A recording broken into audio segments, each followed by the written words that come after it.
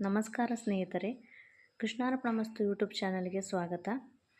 ಶ್ರೀ ಲಕ್ಷ್ಮೀ ಕೃಪಾ ಕಟಾಕ್ಷ ಎಲ್ಲರಿಗೂ ಸಿಗಲಿ ಎಂದು ನಾನು ಆ ದೇವರಲ್ಲಿ ಪ್ರಾರ್ಥಿಸುತ್ತೇನೆ. ವಿಡಿಯೋವನ್ನು ಕೇಳುವ ಮೊದಲು ಕೆಳಗಿನ ಕಮೆಂಟ್ನಲ್ಲಿ ಜೈ ಶ್ರೀ ರಾಧಾಕೃಷ್ಣ ಎಂದು ಬರೆದು ನಿಮ್ಮ ಭಾವನೆ ಮತ್ತು ಭಕ್ತಿಯನ್ನು ಖಂಡಿತವಾಗಿ ವ್ಯಕ್ತಪಡಿಸಿ. ನಿಮ್ಮ ಈ ಶ್ರದ್ಧೆ ನಮ್ಮ ಈ ಯಾತ್ರೆಯನ್ನು ಇನ್ನಷ್ಟು ಅದ್ಭುತಗೊಳಿಸುತ್ತದೆ.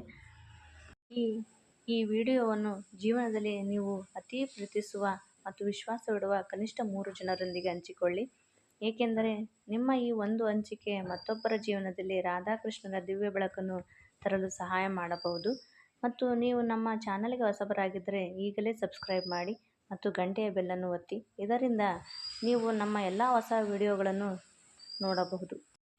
ಭಗವದ್ಗೀತೆ ಓದಿದರೆ ಎಷ್ಟೆಲ್ಲ ಪ್ರಯೋಜನ. ಇದರ ಮಾಹಿತಿ.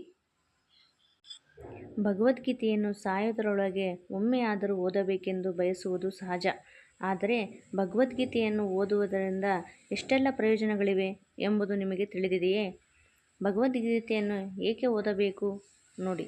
ಶ್ರೀಮದ್ ಭಗವದ್ಗೀತೆಯು ಅತ್ಯಂತ ಮಹತ್ವದ ವೈದಿಕ ಸಾಹಿತ್ಯವಾಗಿದೆ. ಇದನ್ನು ಗೀತೋಪನಿಷ್ ಎಂದು ಕರೆಯುತ್ತಾರೆ, ಅಂದರೆ ಭಗವಂತನ ಹಾಡು.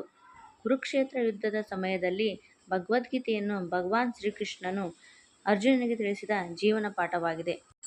ಭಗವದ್ಗೀತೆಯ ಅಧ್ಯಯನವು ಎಲ್ಲ ವೇದಗಳು, ಪುರಾಣಗಳು ಮತ್ತು ಇತಿಹಾಸಗಳ ಸಮಗ್ರ ಜ್ಞಾನವನ್ನು ನೀಡುತ್ತದೆ. ಮಹಾಭಾರತದ ಮಹಾನ್ ಯೋಧ ಅರ್ಜುನನು ಯುದ್ಧದಲ್ಲಿ ತನ್ನ ಪ್ರೀತಿಪಾತ್ರರು, ಸ್ನೇಹಿತರು ಮತ್ತು ಕುಟುಂಬವನ್ನು ಕಳೆದುಕೊಂಡಾಗ ಅವನಿಗೆ ಯುದ್ಧದ ಮೇಲೆ ಬೇಸರ ಮೂಡುತ್ತದೆ. ಯುದ್ಧವನ್ನು ನಿಲ್ಲಿಸಬೇಕೆಂದು ಎಣಿಸುತ್ತಾನೆ. ಈ ಸಂದರ್ಭದಲ್ಲಿ ಶ್ರೀಕೃಷ್ಣನು ಅರ್ಜುನನಿಗೆ ನೀಡಿದ ಜೀವನ ಸಂದೇಶವೇ ಭಗವದ್ಗೀತೆ.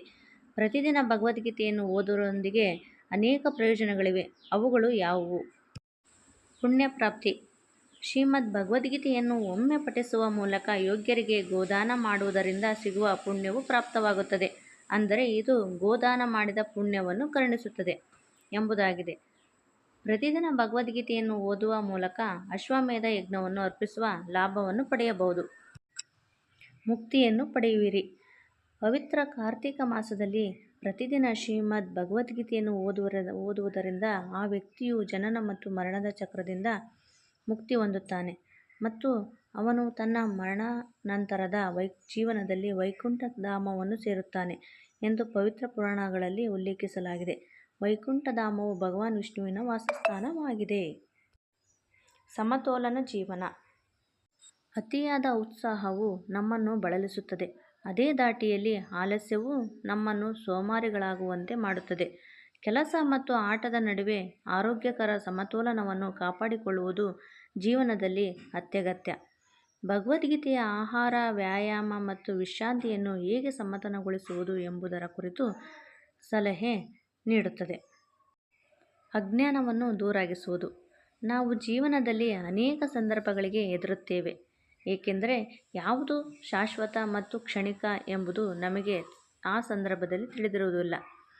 ಭಗವದ್ಗೀತೆಯು ನಮಗೆ ಅಜ್ಞಾನವನ್ನು ಹೋಗಲಾಡಿಸಲು ಅಗತ್ಯವಾದ ಬುದ್ಧಿವಂತಿಕೆಯನ್ನು ಒದಗಿಸುತ್ತದೆ ಮತ್ತು ಜ್ಞಾನದ ಕಡೆಗೆ ನಮ್ಮನ್ನು ಮಾರ್ಗದರ್ಶಿಸುತ್ತದೆ. ನಿರಂತರವಾಗಿ ಬದಲಾಗುತ್ತಿರುವ ನಮ್ಮ ಜಗತ್ತಿನಲ್ಲಿ ಭಗವದ್ಗೀತೆಯನ್ನು ಓದುವುದರಿಂದ ಸ್ವಯಂ ಅರಿವಿನ ಮೂಲಕ ಜ್ಞಾನವನ್ನು ನೀಡುತ್ತದೆ. ಆಂತರಿಕ ಶಕ್ತಿಯನ್ನು ಒದಗಿಸುತ್ತದೆ. ಅಸಾಮಾನ್ಯತೆಯು ಒತ್ತಡವನ್ನು ಉಂಟುಮಾಡುತ್ತದೆ. ಯಾವುದು ಶಾಶ್ವತ ಮತ್ತು ಯಾವುದು ತಾತ್ಕಾಲಿಕ ಎಂಬ ವ್ಯತ್ಯಾಸವನ್ನು ಗುರುತಿಸಲು ನಮಗೆ ಸಾಧ್ಯವಾಗದ ಕಾರಣ ನಾವು ಜೀವನದಲ್ಲಿ ಅನೇಕ ಸಂದರ್ಭಗಳಲ್ಲಿ ಭಯಭೀತರಾಗುತ್ತೇವೆ. ಸಮಸ್ಯೆಗಳು ಬಂದಾಗ ಅದನ್ನು ಎದುರಿಸಿ ಬದಲು ಸಮಸ್ಯೆಗಳಿಗೆ ಹೆದರಿ ಹಿಂದಕ್ಕೆ ಸರಿಯಲು ಮುಂದಾಗುತ್ತೇವೆ. ಆದರೆ ಭಗವದ್ಗೀತೆಯನ್ನು ಓದುವ ಮೂಲಕ ನಮ್ಮಲ್ಲಿ ಆಂತರಿಕ ಶಕ್ತಿಯನ್ನು ತುಂಬುತ್ತದೆ ಹಾಗೂ ಸಮಸ್ಯೆಗಳು ಬಂದಾಗ ಹೆದರದಂತೆ ನಮ್ಮನ್ನು ಶಕ್ತಗೊಳಿಸುತ್ತದೆ. ಆಧ್ಯಾತ್ಮಿಕತೆಯನ್ನು ಹೆಚ್ಚಿಸುತ್ತದೆ. ದೈವಿಕತೆಗೆ ಸರಳವಾದ ಮಾರ್ಗವೆಂದರೆ ಭಕ್ತಿ ಅಥವಾ ನಂಬಿಕೆ. ಒಬ್ಬರಿಗೆ ನಂಬಿಕೆ ಇದ್ದಾಗ ಅವರು ತಮ್ಮ ಆಂತರಿಕ ಶಕ್ತಿಯೊಂದಿಗೆ ಸಂಪರ್ಕ ಸಾಧಿಸಲು ಮತ್ತು ಯಾವುದೇ ಕಷ್ಟಕರ ಸಂದರ್ಭಗಳನ್ನು ಜಯಿಸಲು ಸಾಧ್ಯವಾಗುತ್ತದೆ.